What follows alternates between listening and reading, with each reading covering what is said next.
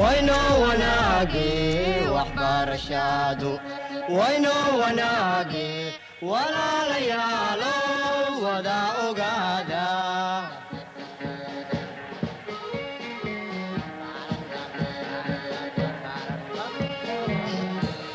وهي تعلينتا ودادة توسن وهي تعلينتا ودادة توسن.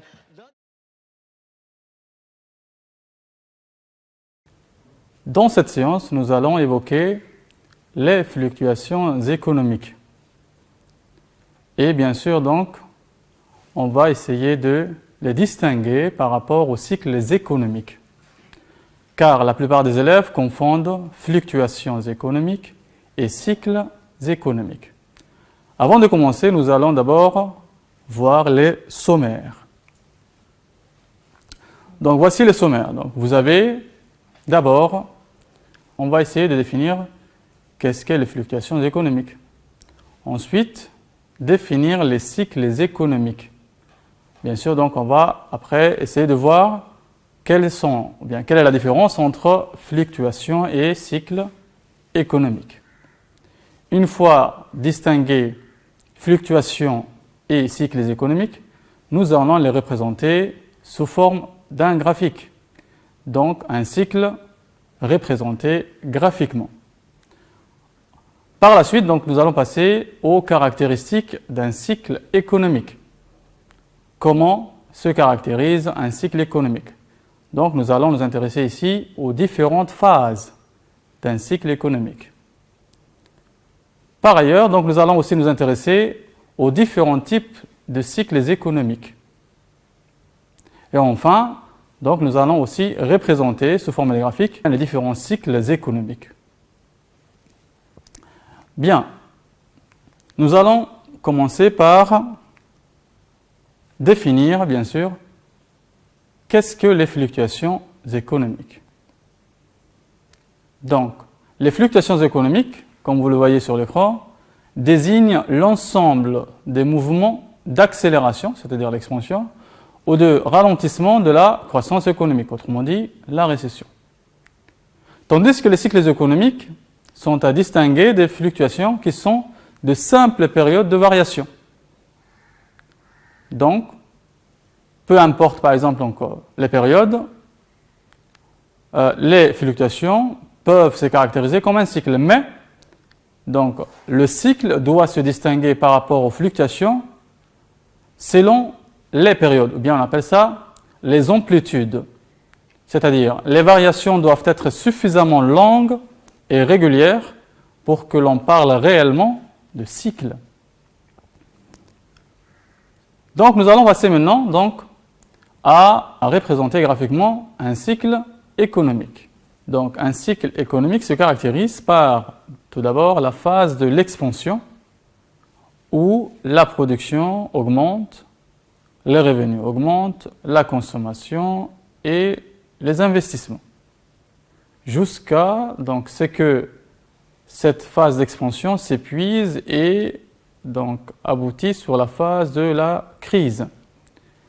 Donc ça, c'est le point de retournement où tout commence à baisser.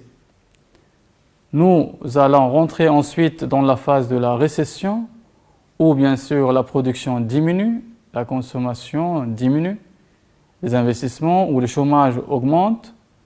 Cette période peut s'amplifier et déboucher sur la phase de la dépression caractérisée par une croissance économique négative.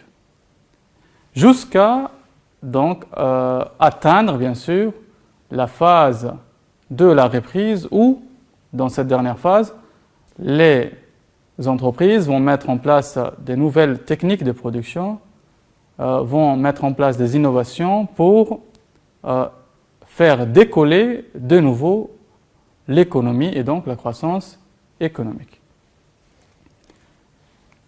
Bien. Donc voilà, si vous voulez, donc en détail, les différentes phases d'un cycle économique. Donc, un cycle économique, bien sûr, est constitué de 4 phases. Vous avez la première phase, l'expansion. Donc, comme tout à l'heure, donc, l'explication. Dans l'explication, donc, j'avais précisé que la phase d'expansion se caractérise par une croissance de la production, bien sûr, et donc qui est de plus en plus importante.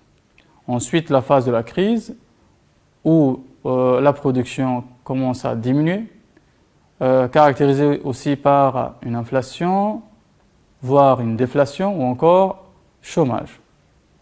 Ensuite, vous avez la phase de la récession, caractérisée par un ralentissement de la croissance, voire même une dépression si donc, cette croissance devient négative. Et enfin, donc, bien sûr, la phase de la reprise, où on va reprendre bien sûr l'expansion. Les entreprises vont rentrer dans une nouvelle phase d'expansion. Bien, maintenant, nous allons nous intéresser aux différents types de cycles économiques. Donc, vous avez en général donc, 3 grands types de cycles. Le cycle long, défini par l'économiste russe Kondratiev, qui dure bien sûr 50 ans environ, et ce cycle économique se caractérise, ou bien donc est expliqué par les grappes d'innovation. Ensuite, vous avez le cycle économique moyen. Donc, ce cycle économique a été théorisé par Juglar, donc économiste français, qui donc va essayer d'expliquer le cycle économique à travers les investissements. Et enfin, vous avez les cycles courts, qu'on appelle aussi les cycles de Kitchin, cher à un économiste anglais, qui aussi va caractériser les cycles économiques à partir des variations des stocks, et sa durée est entre 30 et 40 mois. Enfin, donc voici si vous voulez donc la représentation graphique des différents cycles économiques, représentés sous forme d'un graphique. Les 3 cycles sont représentés en même temps dans un même graphique. Pour les distinguer, donc, vous allez commencer par lire le cycle long, donc, qui dure bien sûr sur environ 50 ans. Donc, si vous comptez les nombres d'années, par exemple, vous avez donc sur le graphique le nombre d'années qui commence de 0 jusqu'à 50 ans, par exemple, ou bien 52 ans en moyenne. Et donc là, c'est le cycle le plus long. C'est le cycle de Kondratiev. On peut aussi expliquer, ou bien on peut rejoindre bien sûr donc, dans cette explication l'idée de Schumpeter, pour lesquelles bien sûr les innovations sont très importantes, comme bien sûr donc, le souligne M. Kondratiev. Ensuite, vous avez le cycle moyen de Juglar, Clément Juglar. Donc, selon cet économiste, les cycles économiques, ou bien un cycle économique s'explique en général, bien sûr, par les investissements.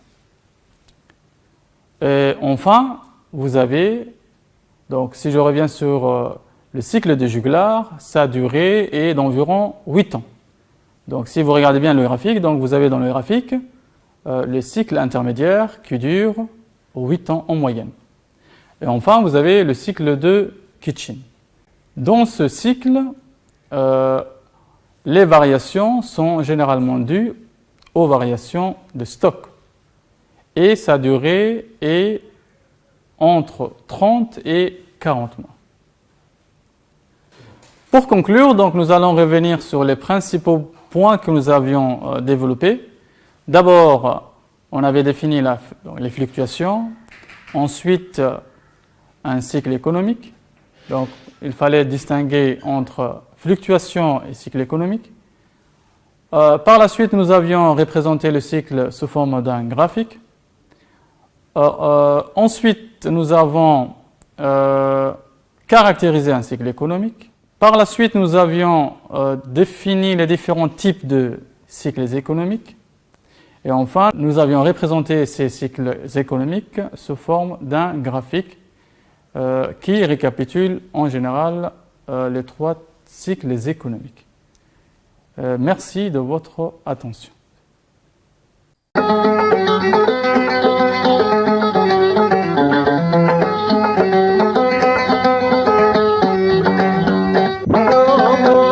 Baik bangga